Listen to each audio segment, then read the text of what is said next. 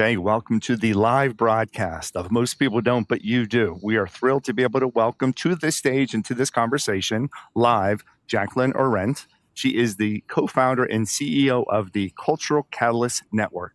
Joining us live from Boulder, Colorado. So glad that you're taking time to chat with us and all of our listeners and followers. Thank you. Thank you for having me. Of course. And we're going to get to learn what makes you special, what makes you different. And then we need to always think about our listeners. So we've been very blessed just recently. Oh, I didn't even share this with you. If you say yes to my LinkedIn request, Jaclyn, yes, you'll see that we are just listed as the top 100 business leadership podcast in the world. Incredible. So really fun. And I'm glad that we are streaming this live through a couple of our social media channels and yours so that your followers will be able to get to hear how cool and how unique you are. So Jaclyn, thank you so much for joining. Great. Well, thanks so much for having me, Bart. Are you ready for the first question? I am ready for the first question, which is, it sounds like you have a lot of people that are probably wanting to be on your show. So what is it that, made you say yes to having me on the show for your audience today? Because you and your team did what most people don't do. Are you ready? Name of the company, right? You and your team will give a shout out to, I don't have her name in front of me. There's several people that I got notes from. Who's part of your team that was helping?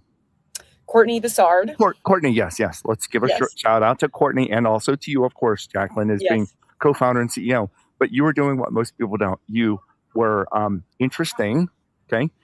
What your summary was different, unique, okay, and valuable. I found it valuable. It made me want to learn more. It wasn't, from my perspective, it was human-ish.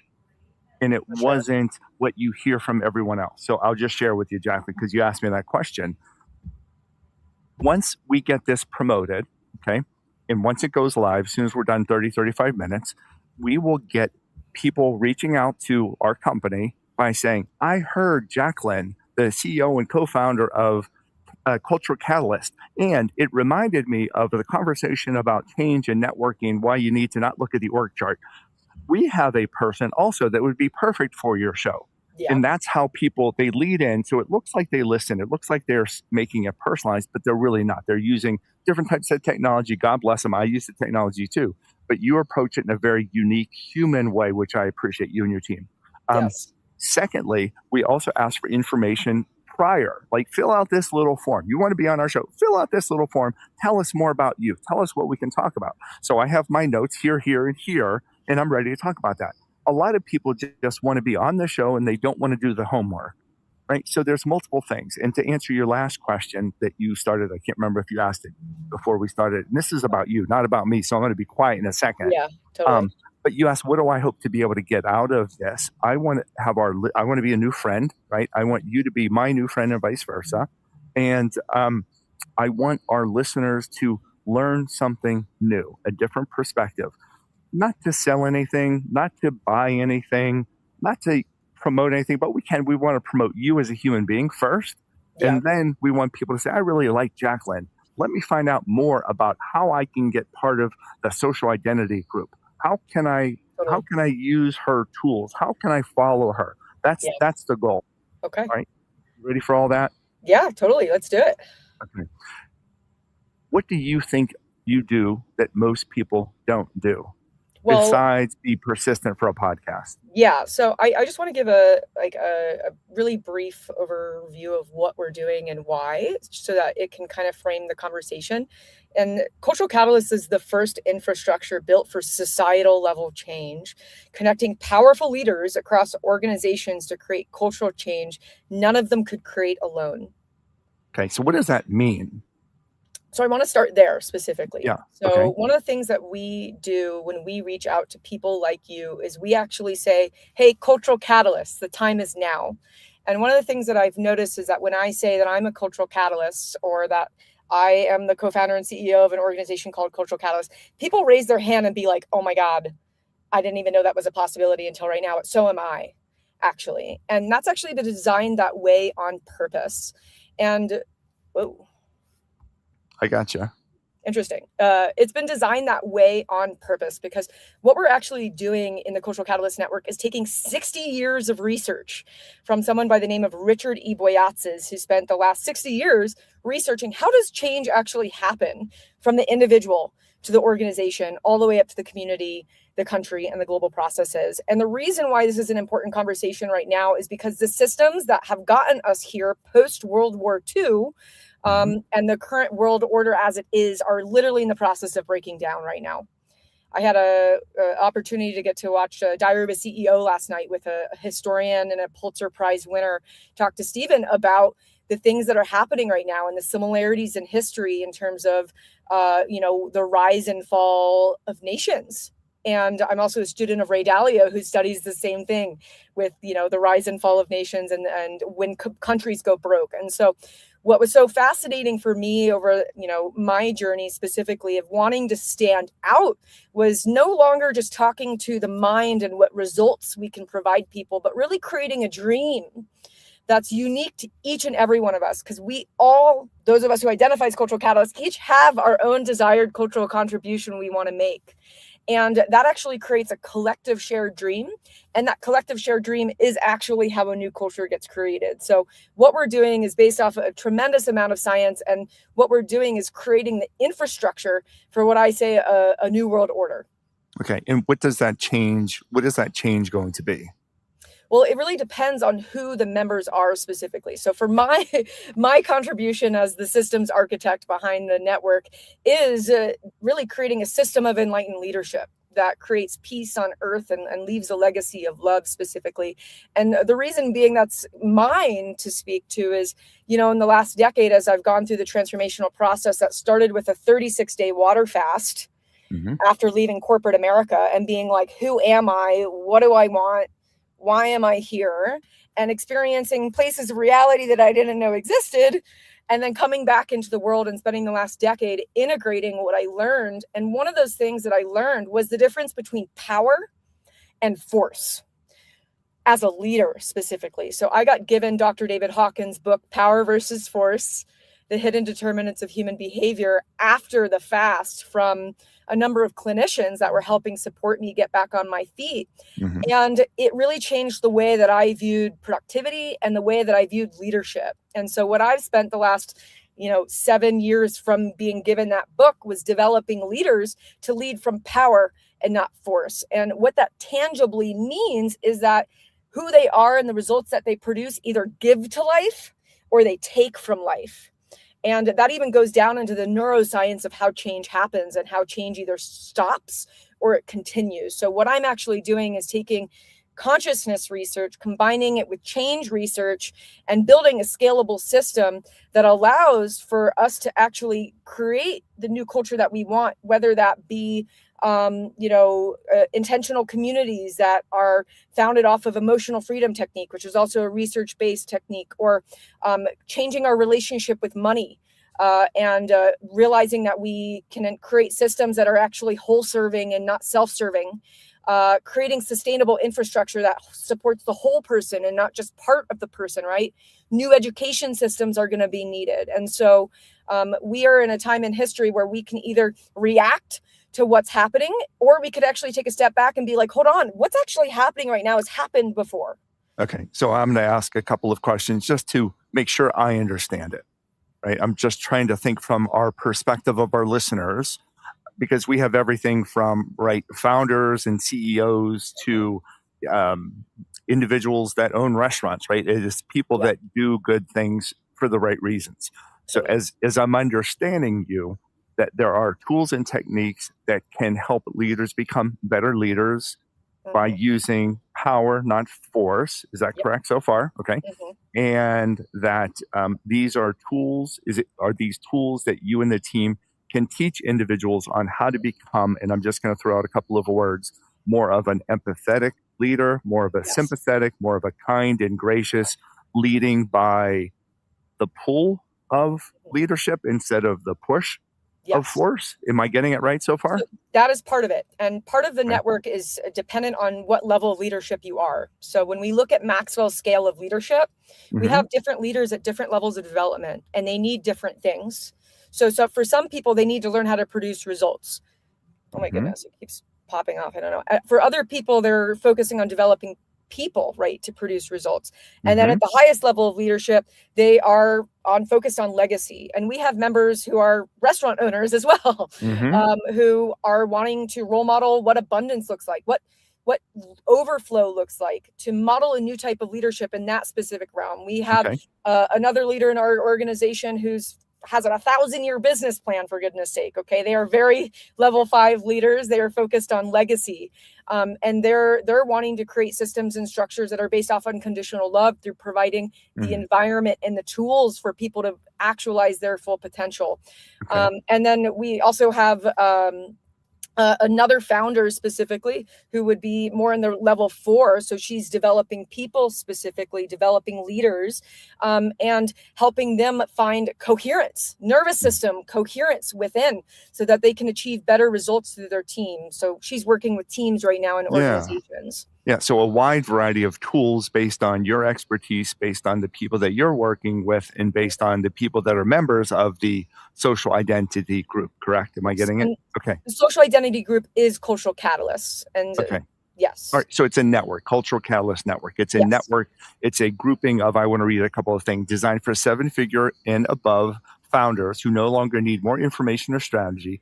They're missing resonant peers with a shared vision of being a cultural catalyst. Yes. The unnamed ache of existing between worlds where they're too conscious for traditional business networks, but too business focused for purely spiritual communities. All right. Can we use me as an example? Yes, please go ahead. Okay.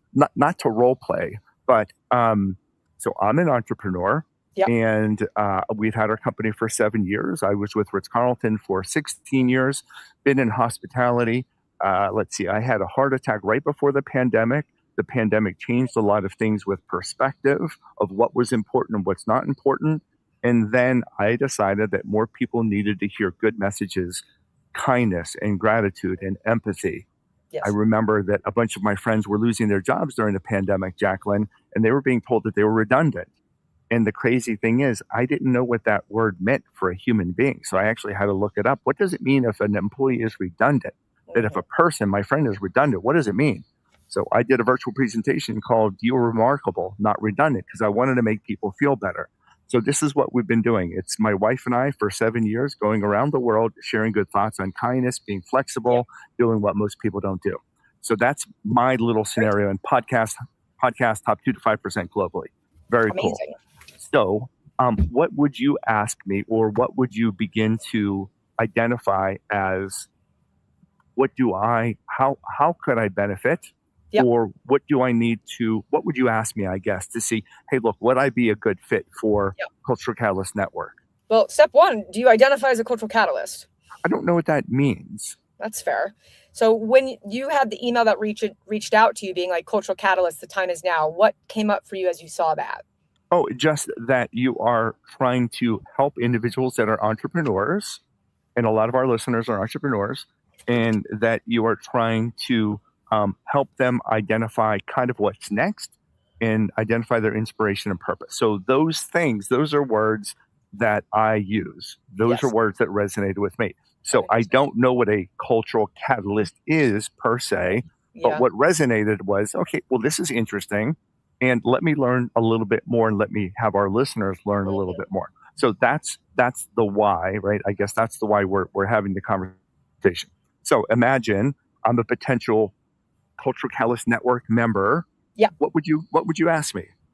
Well, what would be your desired contribution to the culture?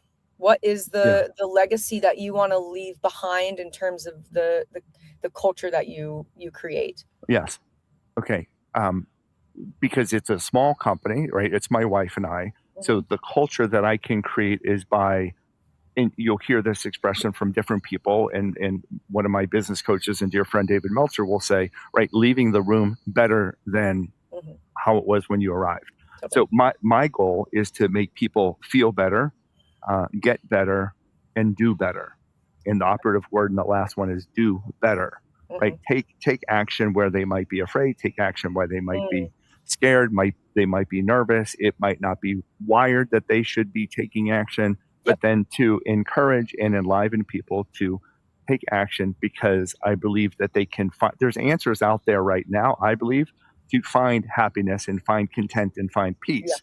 A lot of people have written the books and the stories and the podcasts and the interviews and the keynote presentations.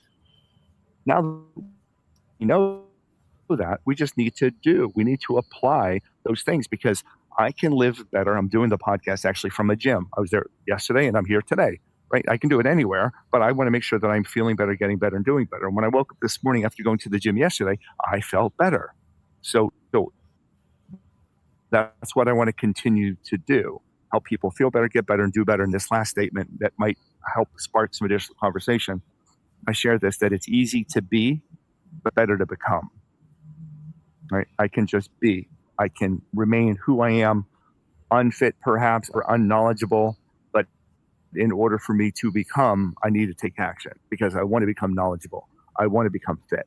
So that's kind of, I'm hoping to, that message, that speak with or interact with through kindness. Yeah. Okay, so does that fit into the mold? You asked me what my culture, what do I envision for the culture? Does that align with what you and your network members are interacting with? I just want to offer a reflection and tell you my thought process behind what I'm hearing from you. Is that I hear that you are wanting to leave behind a culture of empowerment of some way, something that's focused on self-actualization and becoming all that you can be. And from my perspective, empowerment is giving to life. It is literally from power. So in that way, you most definitely fit the first barometer of what it is required to be a cultural catalyst. Because one of the things that's really important as cultural catalysts is that we're creating a positive, life-giving culture. We're not creating culture that's life-taking and from force. So that's the first thing that I'm a yes to in regards to what you're saying, that you're leaving behind a culture of empowerment, which is exactly what we need. People who are taking responsibility for who they are and who they want to become and actually doing something about it. So that's the first thing. And then my other instinct would be to find out why that's important to you. Yeah. It is important to me because, and many of my listeners have already heard this, but I'll abbreviate it for you and for your listeners. When I was 12 years old, I had an out-of-body experience during surgery. And I heard the doctors and the nurses speaking. I heard the surgical instruments clinking and clanging. And I don't know if it lasted for 10 seconds or 10 minutes. All I knew is that it felt like my body was on the operating table and my conscious was underneath, and I could not move. I couldn't talk. I couldn't tell them that I'm still here. That happened to me at 12 years old. As a result, the nose surgery was botched. They did not properly fix my deviated septum. And when I recovered, I said, I would rather be anywhere except in an operating room. Anywhere but in an operating room, because it scared the heck out of me. I became fearful of doctors and nurses. I became fearful of dying. I became fearful of losing control. I became fearful of falling asleep. So to the point where going home after surgery, by the time I left for college, I'd have to say to my family, my parents, every single night, I'll see you tomorrow, right? I'll see you tomorrow, right? And if they told me, yes, I knew I could fall asleep, because they weren't going to lie to me and I was not going to die in my sleep. That bad. And as a result then of this fear, I began having panic attacks about losing control, panic attacks in the back of a grocery store and I can't escape, panic attacks, riding in the back of a bus, panic attacks. So I believe why I am doing this now, it's because I didn't have help back then. It was back in the 1800s when this happened to me. And my parents, I'm just kidding, my parents did not know what to do. So they didn't take me to a psychologist or a psychiatrist. They didn't take me to a doctor. They just didn't know what to do. So I survived by worrying that I was going to die every single day. I worried about having panic attacks every single day, and no one helped me. So I believe now my goal is to be able to be the help that maybe people don't get, And I can talk about anxiety attacks and I can talk about depression because I want people to know that you can feel better, get better, and do better, that there are resources out there. I want them to hear this story that no one helped me, but it doesn't need to be the same way, Jaclyn. It doesn't need to be the same way for anybody. And in fact, I'll share this last story with you. When I present now, I remind people that they're doing great just because people need to hear it. You're doing great. And there's a story that goes along with that, but I share at the end, I share my mobile number and I share my email address. So it's 301 312 1600. That's my mobile number. If you need to hear it again tomorrow, Jaclyn or anyone, text me and I will tell you again tomorrow that you're doing great. And I've probably shared my number now with hundreds of thousands of people. The most interesting thing happens on Thanksgiving morning. I will get a note, I'll get a text, not knowing who it's from, and the message will say, "Will you tell me one more time?" New Year's Day, I'll get a note. "Will you remind me, Bart?" On Christmas Day, Christmas morning, I could really use another, "You're doing great." And so my response always, I take the time to respond and respond and respond. You're doing great. You're doing great. You're doing great. Because I'm trying to be there to help people that need to hear good things. And it doesn't matter who it's from. I don't know who it's from. I don't recognize the number. That's not important. But that's why I do it, because no one helped me as a kid. And I want to make sure that I am helping people now as an adult. Long answer, but does that resonate? What my takeaway is that you turned a traumatic experience and you transmuted it into some level of acceptance. So you did the work that was required to accept the fear of dying, to accept what might happen. And ultimately, it sounds like you've had to release control to some extent to actually come into a place of courage. And from that place of courage, you are now the one who is helping people and helping them accept what it is that they don't want to accept. And in doing so, you are helping empower others to come into a place of power. Yep. Yeah. Well, thank you for summarizing it. Goodness. Okay. So the individuals that are part of your group, for different reasons, they are believing in changing the culture, enhancing it, improving it. So whether it's for a big company or a small company, I believe it's also making cultural change from within. So if it's an individual that is not trying to change their 500-person company, but they want to improve themselves, could they also be a part of your network, part of your group? Yes, most definitely. And I want to acknowledge that there's two different things that need to be acknowledged here. So first of all, we have a scalable infrastructure that is in the process of being rebranded under Cultural Catalyst right now that is research backed. So it's EFT, Emotional Freedom Technique, on demand, that can be accessible to anyone from anywhere. And part of the journey that I went on with leaving corporate America and then fasting on water and then actually going through traditional mental health support for a period of time afterwards, was that I wanted to make sure that mental health care services were absolutely accessible to anyone from anywhere without it just being limited to the people with money. And so we've partnered with Sonia Sophia, a 30-year master EFT practitioner, teacher, trainer, who has actually already built this, and it works. And we're in the process of rebranding it and providing it to the masses for the people who need that kind of support, because we, yes, need to address the people who are already okay.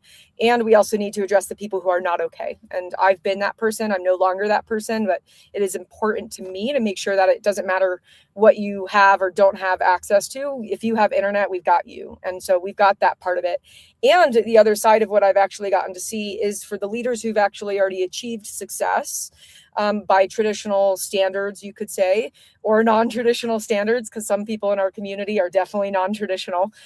They too need peers, actually. And what the research actually tells us about how change happens is that it happens through resonance, which is made up of three things. This isn't just woo, this is actually research from intentional change theory. That's the Boyatzis work. So it's made up of three things. So shared vision, shared compassion, which includes competence, and shared energy. And what I've gotten to see with people who've basically become the mentors like yourself is that they themselves don't really have peers. They're either helping everyone around them or they have contractors and employees everywhere. And that's actually a structural problem with us creating a new culture. Because what happens right now is the leaders who are at the top of organizations, the energy actually can't move to the community and to the global and the country processes level, because the existing networks that exist are pretty much just at the organizational level. When you look at EO, YPO, Vistage, they all are for organizational change. And that's actually a structural problem. We actually are a collective nervous system. And just like in Aspen Grove, we have the trees that need help. In Aspen Grove, we have the mature trees, we have the teenager trees, and these are all different levels of leadership, right? And the people who have achieved success and are wanting to actually do something about what's happening and have the capacity to, it's actually neurobiologically essential for them to have peers at their same level of competence. And so part of what we're doing in the network is creating infrastructure that can address people anywhere on their leadership journey, as long as you actually want to do something good about what's happening from a place of wholeness, and not from a place of it just being about me. And I do want to acknowledge that there are time and place for it to just be about you. I've been in that position. And when you do need to take care of yourself, and we got to start with the people who can actually do it. All right. Agreed. All right. So my takeaway is building network of individuals that are like-minded, and I'll say heart-minded individuals, people that are trying to do good things. And a lot of it might be changed from within, but the change from within is allowing them to be able to have more cultural change within the organization that they are working with or for. Is that pretty much it? Correct? So far. I mean, just yeah, that's I know that's a small part, but I'm also trying to be mindful of time. That's a small part. Yeah. So right now, Jaclyn, is the Cultural Catalyst Network the organization? Is it large? Is it small? Can you kind of give us an idea? Do you need to be in Colorado to be part of it? Is there a fee associated with it? What can you share, or where can they go to find more details? Yeah, so where you can go to find more details is culturalcatalyst.network.com. And there's another one that's based in Europe right now. We're in the process of rebranding to make sure that people find us directly. We're based in the United States. However, we believe, and what history and the historians are telling us, is that there's cultural change at a societal level happening everywhere. And yes, cultural catalysts change culture and organization. But what we're actually speaking to is leaders who want to use their organization, their infrastructure, their authority, their influence to actually change society at large through right relationships with people who want to do that as well. And so right now we're in the process of building out the infrastructure. We've applied the research. We're getting funding literally right now. We've already been validated for we're starting right now with people who've already are in people development specifically and who are focused on legacy work, so that we can pair those people together to start resource sharing, to start problem solving, to start collaborating. And ultimately what it does in the nervous system is it provides fuel. So one of the biggest challenges that we have moving forward is the inherent challenge of creating a new system, because the existing system is designed to protect itself. So what we need to do and what we're doing is providing the correct relationships and environments for people to come together, to have activate each other, to support each other, to resource share with each other, and ultimately start decimating the new culture that we need to create. So we're in the early stages right now. We're starting with level 4 and level 5 leaders. And there is a membership process and an application required to be able to do that. Many of these events are in person, literally councils. That's how we are starting. We are bringing back councils. And really, this is something that we've been doing for thousands of years, bringing together the leaders of the different tribes and having them solve problems together. And no one's doing that right now at this level. So that's who we're starting with. Yeah, it's so fun, Jaclyn, because there are groups like several that you had mentioned that are getting together and they're talking about profitability and they're talking about retention and they're talking about efficiencies. But maybe they're not talking about the things that you're talking about, right? The resonance in the spiritual community and giving back and helping individuals and the devotion to doing better. And I'm just looking at some of the other words, right? The alignments, helping with the identity and to really like giving back. And then that's my sense, right?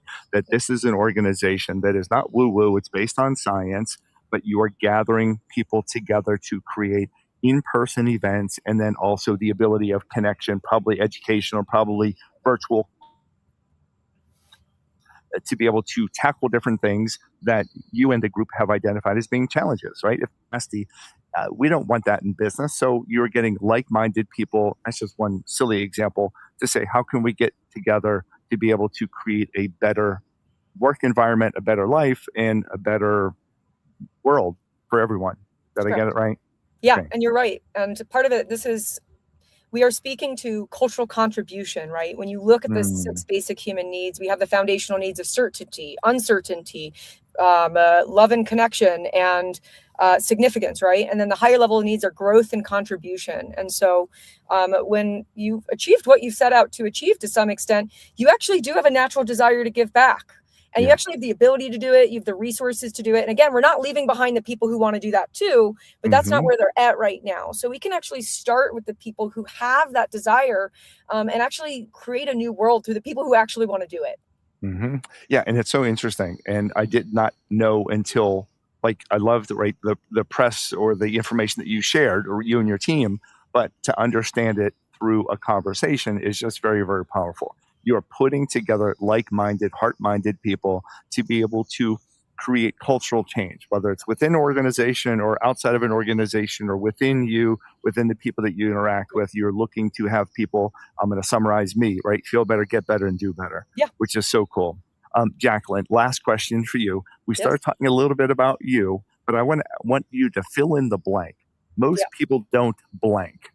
No right or wrong. Most people don't blank. What comes to mind? Most people don't, I mean, what is the word that I've actually been seeing? And I'll give a specific example. Most people don't take on the level of risk that's really required to be able to actualize yourself. Wow. Most people are comfortable, and even the people who have achieved a lot, they are not willing to go the extra mile and really find out the greatness that's within them. And it's so much greater than you could ever imagine. And that's the beauty about it, is the greatness that's within each and every one of us. And I'm standing here as someone who's been through mental health treatment 10 years ago, okay, and embodying greatness in my unique way. I could never have predicted who I've become. And at the same time, I've gotten to see now very clearly after a decade with what we're building right now that I had to do that I had to keep launching off the bridge, keep taking risks, doing things that didn't make sense to most of the people, including my family around me, to become who I needed to be, to do here what I'm here to do. Yeah, most people don't take risks to be able to challenge themselves to become better, right? Most people take the easy way out to think it always has to be this way. So most people don't, Jaclyn, go on a 36-day water fast to be able to look inside to see what can I really learn about myself and how can I become better. What a great way to be able to end this. Jaclyn Orent, she is the co-founder, CEO of Cultural Catalyst Network. For more information, follow her on LinkedIn, Jaclyn, Jaclyn, Orent, Orent, out of Boulder, Colorado. And remind us one more time of the website, please. Culturalcatalyst.network.com. We are not the one based in the EU. We are based in Boulder, Colorado. Okay. Well, keep on doing great things. And thank you for sharing your message. Thank you for caring about enabling culture, right, to improve and culture to get better. And for all of your listeners and followers, I would just say, hey, connect with me as well. Mostpeopledon't.com. Bart Berkey. I'm the only Bart Berkey in the world. And together, we will all continue to do great things. Jaclyn, thank you so much. What a pleasure. And we will stay connected, and let's continue to celebrate you and what you're doing and what all of your members of the social identity group are doing too. Sound like a plan? All right. Thank you. Have a great day. Thanks for joining us, Jaclyn. Thank you for having me.